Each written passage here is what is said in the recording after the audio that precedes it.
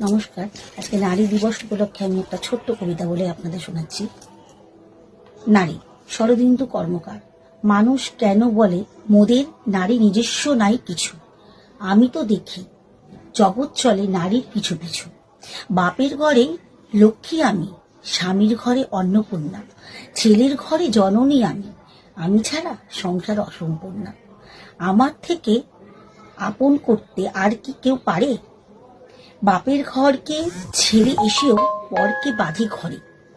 গোত্র থেকে গোতান্তর যদিও আমি হই, তবুও যেন জননী রূপে সকল দুঃখ সই।